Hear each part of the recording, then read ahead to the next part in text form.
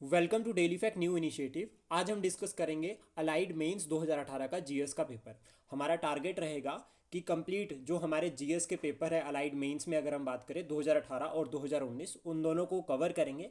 Daily के जो है वो हम 5 to 6 क्वेश्चन जो है वो यहाँ पर कवर करेंगे, यानी कि 5 से 6 क्वेश्चन जो है वो हमारा कवर करने का टारगेट रहेगा। मॉडल आंसर्स जो है वो हम डिस्कस करेंगे। अगर आप हमारे साथ नए जुड़े हो तो आप हमारे इनिशिएटिव को सब्सक्राइब कर सकते हैं और साथ में शेयर कर सकते हैं। तो चलिए डिस्कस करते हैं इंपॉर्टेंट क्वेश्चंस के साथ। तो सबसे पहला जो क्वेश्चन है वो है, what is judicial review under the Indian constitution. ये जो है वो 60 वर्ड्स में हमें लिखना था और एग्जाम में याद रखना कि इस तरह से जो है वो ऊपर क्वेश्चन लिखा होगा। देन स्पेस जो है वो आपको इतना सा जो है वो स्पेस प्रोवाइड किया जाएगा। मेंस में जो हमारी आंसर शीट होगी उसमें इतना स्पेस रहेगा, उसके बीच में ही जो है वो हमें आंसर लिखना है। तो हमारी ये कोशिश रहनी चाहिए कि 60 वर्ड्स में जो है वो हम कंप्लीट करें अपने आंसर को, जिसमें हमारी जो है वो एक लाइन की जो है वो इंट्रोडक्शन होनी चाहिए। देन उसके बाद जो है वो हमें जो है वो एक लाइन लास्ट में जो है वो कंक्लूड भी करना है, और हमारा जो है वो बीच में जो है बॉडी पार्ट जो है वो हमारा पूरा स्ट्रक्चर रहेगा आंसर का। तो ये हम फॉलो कर सकते हैं 60 वर्ड्स में। इवन अगर आप डायग्राम ऐड कर सकते हो तो आप छोटा सा जो है वो डायग्राम भी बना सकते हैं, या कोई फ्लो चार्ट आप अगर बना सकते हैं तो उसको भी जो है वो आप अपने आंसर में ऐड कीजिएगा। तो क्वेश्चन जो है वो जुडिशियल रिव्यू के रिगार्डिंग है। तो सबसे पहले ये याद रखना कि पॉलिटी का अगर कोई भी क्वेश्चन आता है तो कोशिश कीजिएगा कि उसको आर्टिकल से ही शुरू करें। कि अगर जैसे कोई पॉलिटी का क्वेश्चन है और उसका कोई इंपॉर्टेंट आर्टिकल है, फॉर एग्जांपल एक इलेक्शन कमीशन ऑफ इंडिया या फाइनेंस कमीशन ऑफ इंडिया या कोई भी हो गया, ठीक है, जिसका जो है वो एक आर्टिकल जो है वो संविधान में मेंशन्ड है, तो हम एक कोशिश कर सकते हैं कि उसका जो आंसर हम लिखें तो वो उसकी शुरुआत आर्टिकल से ही करें। तो उससे जो है वो एक फैक्ट से जब हम शुरुआत करते हैं और अगर फैक्ट बिल्कुल क्लियर है, सही है, तो उससे जो है वो आपको मार्क्स जो है वो अच्छे मिलेंगे। तो जुडिशियल रिव्यू की सबसे पहले जो है वो डेफिनेशन हम बता सकते हैं, और इसमें जो है वो हमें ये क्लियरली बताना है कि पावर ऑफ जुडिशरी, ऐसा नहीं करना है कि पावर ऑफ हाई कोर्ट या सुप्रीम कोर्ट लिख रहे हैं। पावर ऑफ जुडिशरी जो है वो आप यहाँ पर इसको मेंशन कर सकते हैं। जुडिशियल रिव्यू की जो पावर है वो एक तरह से हाई कोर्ट के पास भी होती है। देन उसके बाद जो है वो हमें क्या करना है कि कोशिश करनी है कि कुछ एक की जो कैची वर्ड्स होते हैं, लाइक चेक एंड बैलेंसेस को प्रमोट करना, इस तरह के जो है वो वर्ड्स को हमें ऐड करना है हमारे आंसर में। देन आप जो हो वो, अगर यही क्वेश्चन, ये तो 60 वर्ड्स में है, अगर मान लीजिए यही क्वेश्चन 120 वर्ड्स में आता, तो उस केस में हमें क्या करना है कि फीचर्स भी लिखने हैं। तो हम फीचर्स की जो है वो हेडिंग और सब हेडिंग बना सकते हैं, जिसमें हम फीचर्स लिख सकते हैं कि जुडिशियल रिव्यू के थ्रू क्या प्रमोट हो रहा है, कॉन्स्टिट्यूशनल सुप्रीमेसी। क्योंकि हमने ये कहा है कि हमारे यहाँ पर संविधान सर्वोपरि है। संविधान ही लेजिस्लेचर को पावर देता है, संविधान ही एग्जीक्यूटिव को पावर देता है, और संविधान ही जुडिशरी को पावर देता है। तो दैट मीन्स हमारे यहाँ पर क्या हो गया, कॉन्स्टिट्यूशनल सुप्रीमेसी हो गया। और ये जो चेक और बैलेंसेस का जो प्रिंसिपल है, इसके थ्रू जो है वो क्या हो रहा है, आपका यहाँ पर कॉन्स्टिट्यूशनल सुप्रीमेसी को प्रमोट किया जा रहा है कि एक दूसरे की पावर, एग्जीक्यूटिव की पावर को लेजिस्लेटिव चेक कर रहा है, लेजिस्लेटिव की पावर को जो है वो आपका जुडिशरी चेक कर रहा है, और जुडिशरी की पावर को executive as well as legislative. ये पूरा जो है वो जो अगर हम बात करें प्रोसेस या प्रिंसिपल, तो ये जो है वो चेक एंड बैलेंसेस के प्रिंसिपल पर जो है वो वर्क करता है। देन उसके बाद फंडामेंटल राइट्स के प्रोटेक्शन के लिए इसमें हम आर्टिकल 13 का एग्जाम्पल लिख सकते हैं। आर्टिकल 13 को हम क्लियरली यहाँ पर मेंशन कर सकते हैं, क्योंकि यहाँ पर कहा गया है कि law inconsistent with fundamental right declare as null और वॉइड। अगर जुडिशरी, ये इसमें आर्टिकल 13 ये कहता है कि जुडिशरी के पास ये पावर है कि अगर कोई भी लॉ लॉ में भी यहाँ पर इंक्लूड किया है कि ऑर्डर, एग्जीक्यूटिव ऑर्डर या कोई कानून बनाया, कुछ भी है, तो उसको जो है वो जुडिशरी जो है वो नल एंड वॉइड डिक्लेयर कर सकता है अगर वो फंडामेंटल राइट्स को वॉयलेट कर रहा है। देन सेपरेशन ऑफ पावर, इसमें भी अगर आपको लिखना है तो आप इसमें आर्टिकल 50 का एग्जाम्पल लिख सकते हैं कि आर्टिकल 50 जो है वो सेपरेट करता है judiciary from the executive. Then उसके बाद है guard against the arbitrary action. इसमें जो है वो हम लिख सकते हैं एग्जाम्पल, फॉर एग्जाम्पल लाइक जो डिक्टेटरशिप है, या जो है वो सरकार का जो, अगर जो एक तरह से आर्बिट्री या अनकॉन्स्टिट्यूशनल अगर कोई जो है वो सरकार स्टेप उठाती है, तो हम जो है वो उसको जो है वो जुडिशरी क्या कर सकती है, डिक्लेयर कर सकती है अनकॉन्स्टिट्यूशनल। अब इसमें हम एग्जाम्पल लिख सकते हैं नेशनल जुडिशियल अपॉइंटमेंट कमीशन, या हम इसमें जो है वो रिसेंट का एग्जांपल लिख सकते हैं इलेक्टोरल बॉन्ड का, तो वो भी यहाँ पर ऐड हो जाएगा। देन उसके बाद जरूर कोशिश करिएगा कि अगर 60 वर्ड में भी अगर आप इसको लिख रहे हो तो जो कॉन्स्टिट्यूशनल प्रोविजंस है उनको मेंशन करें। जैसे आर्टिकल 13 जो लॉ इनकंसिस्टेंट से लिंक करता है, आर्टिकल 32 जो रिट्स के साथ लिंक करता है, फंडामेंटल रिट्स, जिसमें supreme court as well as high court के पास, दोनों के पास रिट्स की पावर होती है। आर्टिकल जो है वो ये रिट्स है हमारी जो एज अ फंडामेंटल राइट है, जो कि सुप्रीम कोर्ट के पास भी ये पावर होती है, और आर्टिकल 2 to 6 जो है वो हाई कोर्ट के पास पावर होती है रिट्स के regarding, to issue writ for the enforcement of rights. Then उसके बाद कोशिश कीजिएगा कि कंक्लूड करना है। कंक्लूजन जो है वो आपके पास होना चाहिए, क्योंकि कंक्लूजन जो है वो आपके आंसर को जो है वो कंप्लीट बनाता है। पहला पॉइंट ये याद रखना कि कंक्लूजन जो है वो आपके आंसर को अधूरा नहीं छोड़ेगा, कंप्लीट करेगा। तो आप इसका कंक्लूजन बना सकते हैं कि जुडिशियल रिव्यू, क्योंकि हमारा जो है वो एक संविधान जो है वो लिविंग डॉक्यूमेंट है, हमारे संविधान को क्या कहा गया है, लिविंग डॉक्यूमेंट। तो उस केस में जो है वो जुडिशरी का रोल जो है वो बहुत इंपॉर्टेंट हो जाता है। तो इस तरह से हम जो है वो कंक्लूड कर सकते हैं, या कोई और कंक्लूजन आपके माइंड में है तो आप उसको ऐड कर सकते हैं। जैसे कि कंस्टिट्यूशनलिज्म, जुडिशियल रिव्यू जो है वो कंस्टिट्यूशनलिज्म को प्रमोट करने में भी हेल्प करता है। इस तरह से हम जो है वो कंक्लूजन बना सकते हैं। देन उसके बाद नेक्स्ट टॉपिक है explain about the sub regional politics in Himachal Pradesh. अब सब रीजनल की बात की जा रही है, और अब सबसे पहले तो याद रखना कि इसमें आप मैप जरूर ऐड करना। हम जो है वो इसमें हिमाचल का मैप बना सकते हैं, और हिमाचल के मैप में जो है उसको डिवाइड भी कर सकते हैं, ईस्टर्न वेस्टर्न जो है वो आपका सेंट्रल रीजन और आपका साउदर्न रीजन। इस तरह जो है वो हम हिमाचल प्रदेश के मैप को जो है वो डिवाइड कर सकते हैं। पहला पॉइंट तो ये हो गया इंपॉर्टेंट। देन उसके बाद याद रखना कि शुरुआत जो है वो हमें जो है वो वेरियस फैक्टर्स के साथ करनी है। जैसे इसमें किया गया है कि सब रीजनल पॉलिटिक्स इन हिमाचल प्रदेश जो है वो शेप्ड बाय, हमें पहले सबसे पहले बताना है कि कौन कौन से फैक्टर्स से जो है वो हिमाचल प्रदेश की जो है वो सब रीजनल पॉलिटिक्स जो है वो शेप होती है, यानी कि कौन कौन से फैक्टर्स इफेक्ट करते हैं। तो जोग्राफी उसमें आ गया, एथनिसिटी उसमें आ गया, सोशल इकोनॉमिक कंडीशंस आ गया, और हिस्टोरिकल डेवलपमेंट। देन फिर जो आपके ये पॉइंट्स आपने लिखे आप इनको एक्सप्लेन कीजिए। एक्सप्लेन जब हम करते हैं तो जोग्राफिकल फैक्टर में हम सीधा क्लियर जाएंगे। अब जोग्राफिकल फैक्टर में आप हिमालयाज वाला फैक्टर भी यहाँ पर ऐड कर सकते हो, कि अगर हिमालय जिस तरह से डिवाइडेड है उसी तरह से, तो इसमें आपका पॉपुलेशन भी इंक्लूड हो जाएगा। देन आपके पास एक ऑप्शन और भी है कि आप western region, central region, eastern region और साउदर्न रीजन इस तरह से भी कर सकते हैं। लाइक जैसे वेस्टर्न हो गया तो चंबा, कांगड़ा, ऊना हो गया, तो ये जो है वो एक तरह से डेंसली पॉपुलेटेड रीजन है, और प्लेन एरिया भी इसमें इंक्लूड होता है। देन यहाँ पर आप जो है वो जोग्राफिकल फीचर में आप एग्रीकल्चर को भी बता सकते हो कि यहाँ पर एग्रीकल्चरल एक्टिविटीज़ अच्छी होगी। सेंट्रल आप मंडी, कुल्लू और बिलासपुर, ये भी फर्टाइल वैलीज है यहाँ पर, तो आप इसको भी मेंशन कर सकते हैं। इवन आप इसको हिमालयाज की फॉर्मेट में भी बना सकते हैं, कि जैसे ग्रेटर हिमालयाज, मिडिल हिमालयाज, और उसके बाद आपके शिवालिक हो गई, तो इस तरह से भी कर सकते हैं। या फिर जो हमारी धौलाधार होगी, पीर पंजाल होगी, इसको भी हम इसमें ऐड कर सकते हैं, अगर हमें जो है वो ये क्वेश्चन 120 या 150 वर्ड्स में आता है लिखने के लिए। देन उसके बाद साउदर्न रीजन सिमिलर ऐसा ही हम इसको कर सकते हैं, सोलन और सिरमौर वाले पार्ट को। ईस्टर्न रीजन में जो है हम सिरमौर, शिमला और किन्नौर को ऐड कर सकते हैं। तो इसमें जो है वो हमें क्या है कि एजुकेशन, हेल्थ, या जो अब आपका कल्चरल हेरिटेज, वो सब एस्पेक्ट जो है वो यहाँ पर इंक्लूड हो सकते हैं with respect to the region. अब इसके लिए जो है वो हमें कोर बिल्कुल कंसेप्ट जो है वो क्लियर होना चाहिए। देन उसके बाद नेक्स्ट एथिकल और कल्चरल में जो है हम ट्राइबल पॉलिटिक्स को ऐड कर सकते हैं, जैसे कि Kinnaur, Lahaul Spiti and part of Chamba. Chamba का जो है वो आपका जो है वो पांगी वाला रीजन हो गया, यहाँ पर जो है वो सब रीजनल पॉलिटिक्स का रोल काफ़ी इंपॉर्टेंट रहता है। ट्राइबल जो कम्युनिटीज़ है उनकी प्रेजेंस की वजह से जो है वो यहाँ पर अगर हम देखें तो एमएलए एमपी भी जो है वो कहीं ना कहीं वहीं उसी कम्युनिटी से बिलोंग करते हैं। देन उसके बाद कास्ट डायनामिक्स, ये बहुत इंपॉर्टेंट फैक्टर है जो सिग्निफिकेंट रोल प्ले करता है हिमाचल की पॉलिटिक्स में। देन उसके बाद नेक्स्ट है पॉलिटिकल पार्टीज एंड अलाइंसेस। तो पॉलिटिकल पार्टीज में तो हिमाचल प्रदेश में दो ही इंपॉर्टेंट मेजर पार्टीज है, इंडियन नेशनल कांग्रेस और भारतीय जनता पार्टी, तो हम इनको ऐड कर सकते हैं। Two major political parties dominate the state, ठीक है, जिसमें जो है वो हम बता सकते हैं। और साथ में रीजनल पार्टीज बहुत रेयर है, लेकिन यहाँ पर हम इंडिपेंडेंट जो है वो कैंडिडेट उनके बारे में लिख सकते हैं, independent candidate as well as regional parties. Then उसके बाद डेवलपमेंट इश्यूज में भी हम इसको डिवाइड कर सकते हैं, जिसमें इंफ्रास्ट्रक्चर डेवलपमेंट और सब regional disparities in development include कर रहे हैं यहाँ पर। रोड, एजुकेशन, हेल्थ केयर जो है वो पॉलिटिकल, जैसे रोड हो गया, आपका एजुकेशन हो गया, हेल्थ केयर हो गया, ये सब भी जो है वो सब रीजनल पॉलिटिक्स को इफेक्ट करते हैं, तो हम इसको डेवलपमेंट इश्यूज में ऐड कर सकते हैं।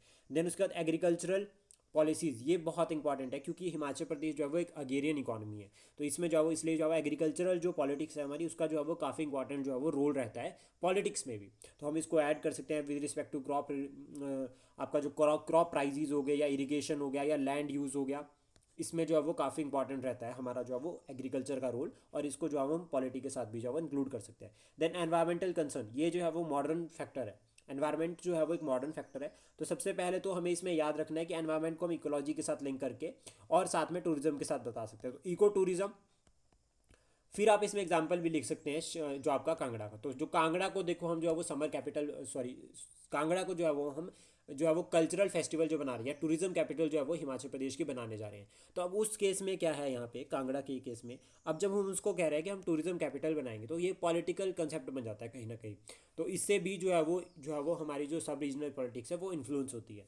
देन उसका इलेक्शन एंड पॉलिटिकल बिहेवियर, जिसमें voting pattern, almost local leaders, वो कैन जो है वो लोकल लीडर्स जो है वो रीजनल एस्पिरेशन रहती है, वो भी यहाँ पर रोल प्ले करते हैं। और वोटिंग पैटर्न भी अगर हम देखें तो हम जनरली जो है वो अपने एरिया के कैंडिडेट को ही वोट करते हैं, तो ये भी फैक्ट रहता है। देन उसका रोल ऑफ लीडर्स भी इसमें रहता है, बहुत इंपॉर्टेंट, जो हम ऐड कर सकते हैं। कंक्लूड हमें इसको जरूर करना है कि सब रीजनल पॉलिटिक्स ठीक है, ये जो कुछ फैक्टर है जिनसे जो है वो इफेक्ट होती है, like geographical, cultural and social economic factor, लेकिन यही जो है वो अगर हम बात करें कि इसको हमें कंक्लूड कैसे करना है, तो कंक्लूड जो है वो हम इसको तो एक तरह से डेवलप्ड स्टेट की तरफ ले जा सकते हैं कि हिमाचल प्रदेश जो है वो one of growing developed state है, और अगर हमें जो है वो एक जो इस प्रोसेस को कंटिन्यू रखना है, सबसे पहले तो याद रखना कि Himachal Pradesh as to continue develop, अब जो जिस जिस फेज़ पर हिमाचल प्रदेश चल रहा है और एक डेवलप्ड स्टेट हिमाचल प्रदेश जो है वो बन रहा है, तो अगर हमें उस फेज़ पर कंटिन्यू करना है तो ये जो हमारी जो सब रीजनल फैक्टर जो हमने डिस्कस किए, ये बहुत इंपॉर्टेंट रोल प्ले करने वाले हैं हमारा जो पॉलिटिकल जो फ्यूचर है उसको शेप करने के लिए, उसको जो है वो एक अच्छे डायनामिक पर जो है वो ले जाने के लिए, तो ये हम ऐड कर सकते हैं। देन उसके बाद नेक्स्ट है, how many languages are listed in the constitution of India. अभी डायरेक्ट क्वेश्चन पूछा, राइट द नेम, तो सबसे इंपॉर्टेंट पॉइंट आता है कि अगर आप नाम भी लिख दोगे तब भी आपको नंबर मिलेंगे, क्योंकि एक पार्ट जो है हम क्वेश्चन का कवर कर रहे हैं। तो इसकी शुरुआत हम कैसे कर सकते हैं, सबसे पहले तो अगर ये 60 वर्ड में आता है तो सीधा जो है वो 8th शेड्यूल के साथ शुरू करो कि 8th शेड्यूल जो है वो 22 ऑफिशियल लैंग्वेजेस के साथ लिंक करता है, जो कि क्या बताती है, हमारी रिच लिंग्विस्टिक डाइवर्सिटी को। तो हम सीधा ऐसे ऐड कर सकते हैं। देन 22 लैंग्वेजेस को आप पूरा बता सकते हैं, हमने जो है वो ऑलरेडी जो है वो लिस्ट सारी जो है वो मेंशन की है यहाँ पे। देन उसके बाद अगर आपके पास स्पेस बचता है और आप 22 लैंग्वेजेस को कवर करते हैं, देन उसके बाद आप बता सकते हैं कि जो 8th शेड्यूल है, जो ये ऑफिशियल लैंग्वेजेस है, इसका सिग्निफिकेंस क्या है। तो कल्चरल रिप्रेजेंटेशन को ये प्रमोट करते हैं, ऑफिशियल स्टेटस के बारे में जो है वो बात की जाती है जिसको हम ऐड कर सकते हैं, और लैंग्वेज डेवलपमेंट, और कहीं ना कहीं फिर आप इसको लिंक कर सकते हैं न्यू एजुकेशन पॉलिसी के साथ। अगर आप इसको न्यू एजुकेशन पॉलिसी के साथ लिंक करते हैं जो 2020 में आई, तो कहीं ना कहीं क्योंकि वहाँ पे बात की जा रही है मदर टंग की, कि मदर टंग में जो है वो बच्चों की जो है वो पढ़ाई होनी चाहिए, मदर टंग को प्रमोट करने की बात की जा रही है, रीजनल लैंग्वेजेस को प्रमोट करने की बात की जा रही है, तो उससे भी जो है वो हमें प्लस पॉइंट मिल सकता है और हमारी जो है वो एक मल्टी डायमेंशनल अप्रोच जो है वो एग्जाम आंसर लिखने के लिए बनेगी। देन कॉन्स्टिट्यूशनल प्रोविजंस भी आप मेंशन कर सकते हैं कि जो कॉन्स्टिट्यूशनल प्रोविजंस है, अगर यही क्वेश्चन 120 या 150 वर्ड में जाता है तो उस केस में जो है वो आप आर्टिकल 343 से शुरुआत कर सकते हैं, जिसमें ये कहा गया है कि स्टेट्स जो है वो ऑफिशियल, इसमें ये कहा गया है कि यूनियन जो है हमारी, यूनियन की जो ऑफिशियल लैंग्वेज है वो हिंदी है, जो कि देवनागरी स्क्रिप्ट में है, तो सबसे पहले तो ये याद रखना है। देन उसके बाद आर्टिकल 345 जो इंपावर करता है स्टेट लेजिस्लेचर को to adopt any of the language in the 8th schedule as a official language of the state, यानी कि स्टेट क्या कर सकते हैं, ऑफिशियल लैंग्वेज को अडॉप्ट कर सकते हैं, जो कि हमारी 22 लैंग्वेज है उसमें से कोई भी। देन उसके बाद आर्टिकल 347 जो है वो प्रेसिडेंट को एम्पावर करता है कि वो रिकॉग्नाइज कर सकता है कि जो ये ऑफिशियल लैंग्वेज जो यहाँ पर डिक्लेयर की है उसको मान्य करे। देन उसके बाद आर्टिकल 350A का अगर हम बात करें तो यहाँ पर मदर टंग को प्रमोट करने की बात की गई है प्राइमरी लेवल पर, और इसमें जो है वो हमारा एग्जाम्पल आ सकता है न्यू एजुकेशन पॉलिसी का, अगर हमने ऊपर नहीं ऐड किया तो। देन उसके बाद आर्टिकल 350B यहाँ पर स्पेशल लिंग्विस्टिक ऑफिसर अपॉइंट करने की बात की है लिंग्विस्टिक माइनॉरिटीज़ के लिए स्पेशली, और प्रेसिडेंट ऑफ इंडिया ही अपॉइंट करते हैं। देन उसका हिस्टोरिकल एस्पेक्ट भी हम ऐड कर सकते हैं, जो कॉन्स्टिट्यूशन असेंबली में डिबेट हुई कि इनिशियली जो है वो जो है वो आपकी 14 जो है वो ऑफिशियल लैंग्वेजेस थी, देन उसके बाद ऐड की गई। तो ये प्रोविज़न जो है वो इस बार प्री में भी आ रखा है, अगर हम यूपीएससी का प्री का पेपर देखेंगे तो उसमें भी जो ऑफिशियल लैंग्वेजेस से रिलेटेड क्वेश्चन पूछा गया है, और ये इंपॉर्टेंट हो जाता है क्योंकि अभी कल्चरल पॉइंट ऑफ व्यू से लैंग्वेजेस, जैसे कि जो हमारी जो है वो कल्चरल लैंग्वेजेस की अगर हम बात करें तो अब टोटल 11 हो गई है, तो इस तरह से क्वेश्चन बन सकता है। लिंग्विस्टिक डाइवर्सिटी को भी जो है वो हाईलाइट करता है, ये पॉइंट हम इसमें ऐड कर सकते हैं। देन उसके बाद इफ़ यू हैव वर्ड्स और आपके पास स्पेस भी है तो आप चैलेंजेस मेंशन कर सकते हैं। अब चैलेंजेस नहीं पूछें तो हम इसको जो है वो डायग्राम फॉर्मेट में भी कर सकते हैं, इस तरह से जो है कि चैलेंजेस लिखे, देन इस कुछ इंपॉर्टेंट चैलेंजेस जो है वो हम बता सकते हैं, जैसे कि लैंग्वेज प्रिजर्वेशन एक चैलेंज है, एजुकेशन एंड रिसोर्सेज लिमिटेड है हमारे पास, लिंग्विस्टिक राइट्स ये भी हम यहाँ पर ऐड कर सकते हैं, और सबसे इंपॉर्टेंट बात आती है कि वेस्टर्नाइजेशन, तो उससे जो है वो हम अपना कल्चर को भूलते जा रहे हैं, इस एस्पेक्ट को भी हम ऐड कर सकते हैं। कंक्लूड करने के लिए सबसे पहले तो याद रखना कि ऑफिशियल लैंग्वेजेस को मेंशन कर सकते हैं, आठ यानी कि 22 ऑफिशियल लैंग्वेजेस, प्लस साथ में अगर आपके पास कोई रिसेंट इशू तो आप उसको मेंशन कर सकते हैं इंट्रोडक्शन में और कंक्लूजन में।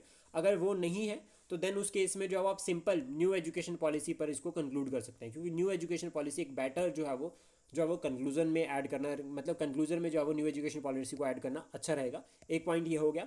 सेकंड पॉइंट हमें याद रखना है कि हम एसडीजी को भी ऐड कर सकते हैं, सस्टेनेबल डेवलपमेंट गोल को भी यहाँ पर ऐड कर सकते हैं, जहाँ पर जो है वो हम बात कर रहे हैं कल्चरल प्रमोशन की, क्योंकि लैंग्वेज भी जो है वो कहीं ना कहीं कल्चर का पार्ट बनती है। देन उसके बाद नेक्स्ट है list the different cultural region of the Himachal Pradesh. अब कल्चरल रीजन की बात की जा रही है तो डिवाइड कर दो। सबसे पहले तो अगर आप यहाँ पर मैप बना सकते हैं तो बहुत इंपॉर्टेंट रहेगा, क्योंकि मैप से जो है वो आपको एक नंबर तो एक्स्ट्रा मिलने ही वाला है। तो कल्चरल रीजन्स डायरेक्ट क्वेश्चन है तो हम बता सकते हैं कांगड़ा वैली, जिसमें जो आपका टेम्पल आर्ट, टेम्पल और डिस्ट्रिक्ट कल्चरल आइडेंटिटी। यहाँ पर आप एग्जांपल भी लिख सकते हैं, जैसे कांगड़ा वैली में अगर कोई इंपॉर्टेंट फेस्टिवल जो है वो सेलिब्रेट हो रहा है या कोई टेम्पल है। लाहौल स्पीति अगर हम बात करें यहाँ पर तो तिब्बतियन कल्चर को प्रमोट कर रहा है, जिसमें मोनेस्ट्रीज और बुद्धिस्ट हेरिटेज, कियो मोनेस्ट्री को हम यहाँ पर ऐड कर सकते हैं। देन कुल्लू वैली में अगर हम बात करें तो दशहरा फेस्टिवल बहुत इंपॉर्टेंट हो जाता है, लोकल डाइटीज़। तो कहीं ना कहीं कुल्लू जो है वो लोकल जो आपका रीजनल कल्चर है उसको भी जो है वो हाईलाइट कर रहा है। दशहरा एक इंटरनेशनल फेस्टिवल है, इसको भी हम लिख सकते हैं। किन्नौर की अगर हम बात करें तो यहाँ पर हिंदुज़म और सिखिज़म दोनों इंक्लूड होता है, और यहाँ पर जो है वो वुडन टेम्पल्स देखे जाते हैं, तो हम इसको भी लिख सकते हैं। प्लस साथ में अगर आपके पास कोई वहाँ का कल्चर है, कोई एग्जाम्पल है आपके पास जो सोसाइटी का है, जिसको हम यहाँ पर जो है वो कल्चरल रीजन में ऐड कर सकते हैं, तो आप लिख सकते हैं। अगर आप एग्जाम्पल साथ में मेंशन करते हो तो क्या है कि जो स्टेटमेंट हमने लिखी हम उसको जस्टिफाई कर रहे हैं, तो उससे जो है वो हमें अच्छे नंबर मिलेंगे। सिमिलर विद चंबा, चंबा में जो है वो मिंजर फेस्ट का जो है वो हमने मिंजर जो फेस्टिवल है उसका एग्जांपल हमने ऑलरेडी ऐड किया है। तो रिच हिस्ट्री, चंबा क्या बताता है? रिच हिस्ट्री में आप बता सकते हैं कि चंबा का एविडेंस कहीं मिलता है या वेदों में कोई एविडेंस मिल रहे हैं। Similar with Shimla and Solan. अब शिमला और सोलन दोनों जो है वो आप एक तरह से मॉडर्न टाइम में इसको ले जा सकते हैं। फॉर एग्जांपल एक मिक्स अर्बन कल्चर यहाँ पे शुरुआत हो रही है और ये रैपिडली डेवलप्ड हो रहा है अर्बन रीजन की अगर हम बात करें तो यहाँ पर हम ऐड कर सकते हैं। इवन सोलन में जो है हम इंडस्ट्रियल एस्पेक्ट को भी थोड़ा सा ऐड कर सकते हैं, मॉडर्न कल्चर जो है वो यहाँ पर चल रहा है। तो इस तरह से जो हम कंक्लूड कर सकते हैं अपने आंसर को। प्लस साथ में आप जो वो एट द एंड लास्ट में लिख सकते हो कि कल्चरल रीजन जो है वो कहीं ना कहीं हिमाचल प्रदेश को एक डेवलप्ड स्टेट बनाने में भी काफ़ी इंपॉर्टेंट रोल प्ले करते हैं। इस तरह से कंक्लूड कर सकते हैं। देन उसका फिफ्थ जो हमारा फिफ्थ क्वेश्चन है वो है what is the index of industrial production. Direct to the point question है। तो सबसे पहले तो इंडस्ट्रियल जो हमारा इंडेक्स ऑफ इंडस्ट्रियल प्रोडक्शन है इसको डिफाइन कीजिए कि ये होता क्या है, कि ये की इकोनॉमिक इंडिकेटर है। क्योंकि इंडेक्स है तो दैट मीन्स की इकोनॉमिक इंडिकेटर, और इंडस्ट्री की बात की जा रही है तो कहीं ना कहीं इकोनॉमी की बात की जा रही है। इकोनॉमिक इंडिकेटर है जो मेजर करता है performance of various sector of the industrial economy in the country. ठीक है, और ये साथ में इंसाइट प्रोवाइड कर रहा है into the level of industrial activities, production and overall economic health.